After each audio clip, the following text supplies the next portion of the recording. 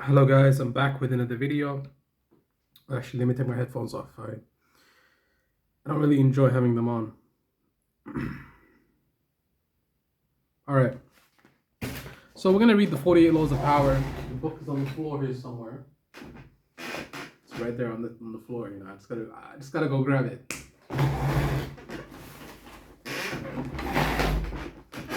I can't forget my pink hat, bro. Come on.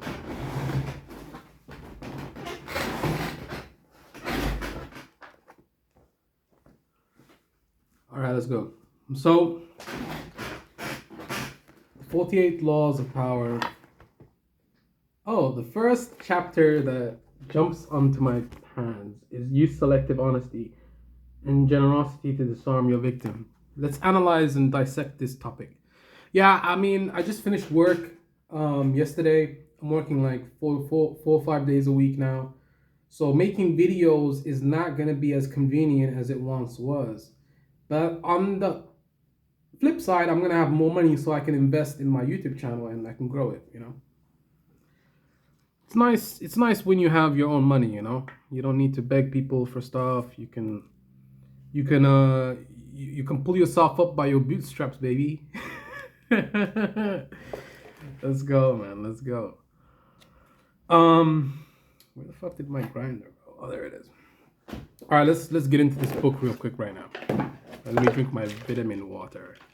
I'm not getting sponsored by these people, but maybe one day. You never know, right? All right, so let's read the judgment first. I need to like clear some space so I can roll my joint, you know, stuff like that. I'm just waking up. Guys. I had a long day yesterday. I was working all day. So I know I gotta get my moments in that I can like relax, you know. Okay. While I make the little grind, like this is the filter. You know, this is the first part of any joint. When you're making a joint, like or you're making a weed joint, hash joint, or a mix of weed and hash and tobacco, you always want to use the filter first because that's not a good idea not to use a filter. But anyways, let's get into the judgment. One sincere and honest move will cover over dozens of dishonest ones. Open-hearted gestures of honesty and generosity bring down the guard of even the most suspicious people. Once your selective honesty opens a hole in their armor, you can deceive and manipulate them at will. A timely gift, a Trojan horse, will serve the same purpose. So what did you learn about this? A timely gift. The key word is timely. It can be a gift, but the gift cannot be so vague and disinterested to the person that you're trying to seduce or whatever reason you're trying to give them this gift. Typically, you're going to want to give them something that they would really want. Something that they would really want. Something that intrigues them. Not just any gift. That's kind of the essence of the judgment when he's talking about the gift. It has to be timely, timed well. Timing is everything in this world, you know. Even in jiu-jitsu, timing is everything. You know, if you miss the timing to go on that underhook to the left side on the single leg, he's gonna mount you, right? If you lose that little split second of time to escape that armbar, you're gonna get armbar. If you lose that little tiny split second that you have to go to the side control when they get you in a guillotine, you lost. If you miss that little window of opportunity, that's in the context of jiu-jitsu. In the context of seducing a woman, you would give her something that is dear to her heart, something that makes her yearn for your presence.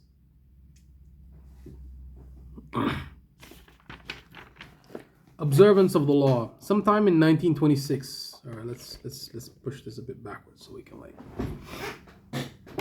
Fuck this fucking thing. I bought like a statue there. Looks good though.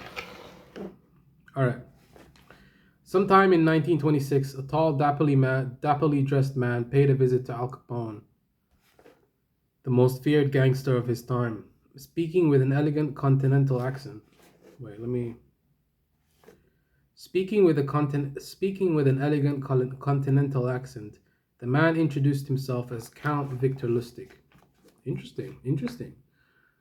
He paid a visit to Al Capone, the most feared gangster of his time. He promised that if Capone gave him 50,000, I was just reading this yesterday when I came back from work.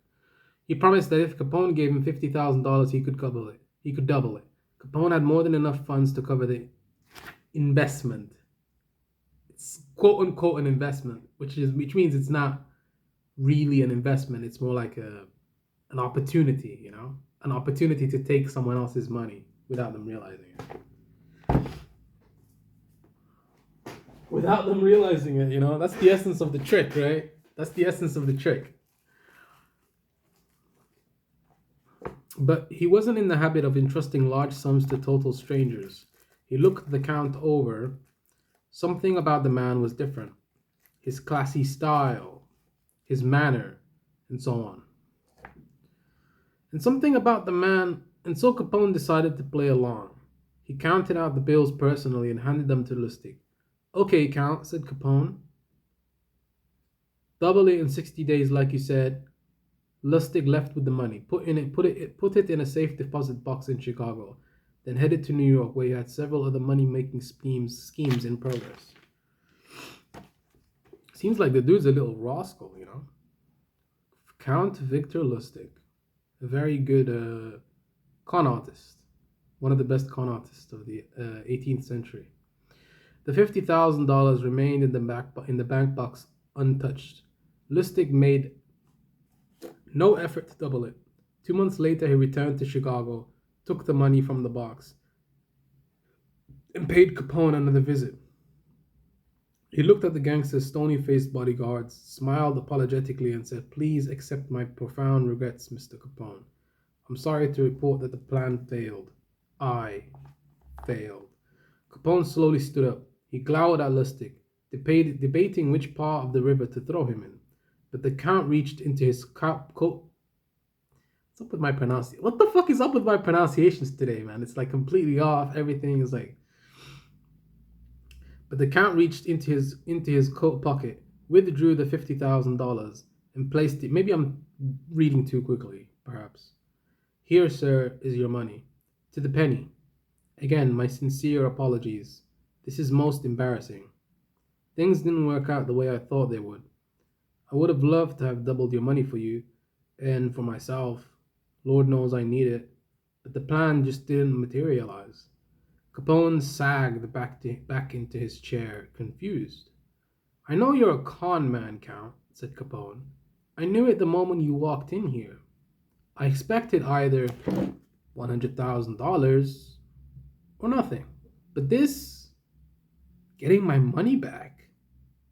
Well, again, my apologies, Mr. Capone," said Lustig, as he picked up his hat and began to leave. "My God! You're honest!" yelled Capone. "If you're on the spot, here's 5 to help you along." He counted out 5 $1,000 bills out of the 50,000. The Count seemed stunned, bowed deeply, mumbled his thanks, and left, taking the money. The $5,000 was what Lustig was after all along. Now let's read one of those little short stories here. Francisco Borri, courtier charlatan. Francesco Giuseppe Borri of Milan, whose death in 1695 fell just within the 17th century, was a forerunner of that special type of charlatanical adventurer, the courtier or cavalier impostor. His real period of glory began after he moved to Amsterdam. There he assumed the title of Medico Universal. I don't know how to pronounce Universal, maintained a great revenue, and drove about in a coach with 6 horses. Patients streamed to him, and some invalids had themselves carried away in sedan chairs all the way from Paris to his place in Amsterdam. Borri took no payment for his consultations. He distributed great sums among the poor, and was never known to receive any money through the post or bills of exchange, as he continued to live with such splendor nevertheless. It was presumed that he possessed the philosopher's stone. Suddenly, this benefactor disappeared from Amsterdam. Then it was discovered that he had taken with him money and diamonds that had been placed in his charge. The power of the charlatan. Grete de Francesco, 1939. Wow. The power of the charlatan. The con artist.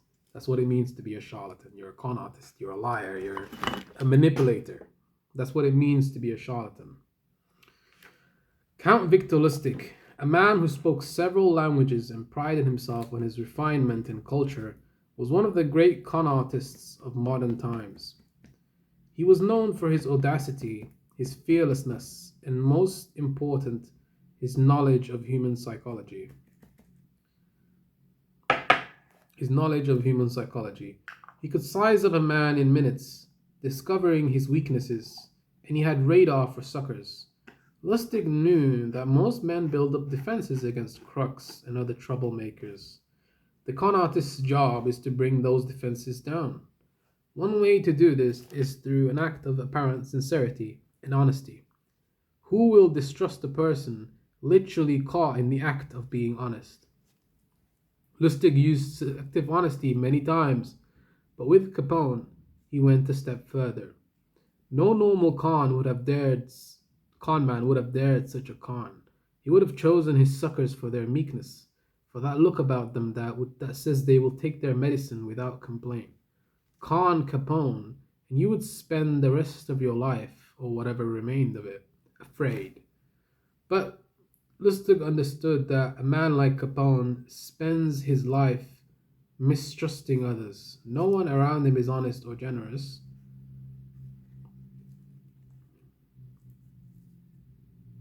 And being so much in the company of wolves is exhausting, even depressing.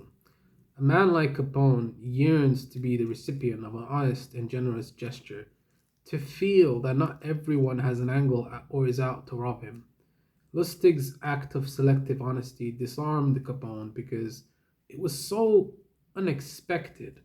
A con artist loves conflicting emotions like these, since the person caught up in them is so easily distracted and deceived. Do not shy away from practicing this law on the Capones of the world with a well-timed gesture of honesty or generosity. You will have the most brutal and cynical beast in the kingdom eating out of your hand. So what it's basically saying is, if you've dotted all your I's and crossed all your T's and did all the research on your mark or potential victim, then you shouldn't be really scared of like too scared of the consequences, because you've already covered all your bases. Like you shouldn't be scared, because if you practice this law well enough, then there should be no problems. That's what it says here, basically. Do not be scared of doing it, because if you do it well and you time the generosity or act of generosity or honesty well, then you will have the most brutal and cynical beast in the kingdom eating out of your hand. Exactly. Everything turns grey when I don't have at least one mark on the horizon. Life then seems empty and depressing. I cannot understand honest men. They lead desperate lives, full of boredom. He died when he was 57, Count Victor Lustig. It's young. Very young, yeah. They lead desperate lives full of boredom. Wow. This guy is literally campaigning for people to be dishonest. It's interesting, right?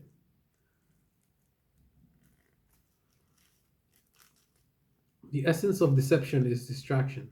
Distracting the people you want to deceive gives you the time and space to do something they won't notice.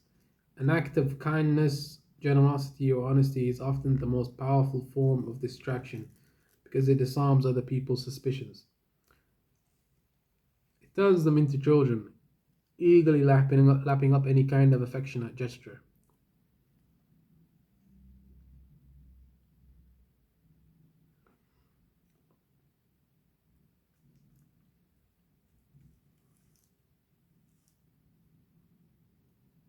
Perfect.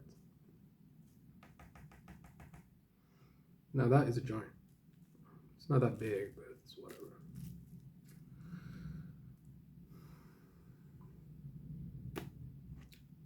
Now I gotta go, ladies and gentlemen, to do a number two.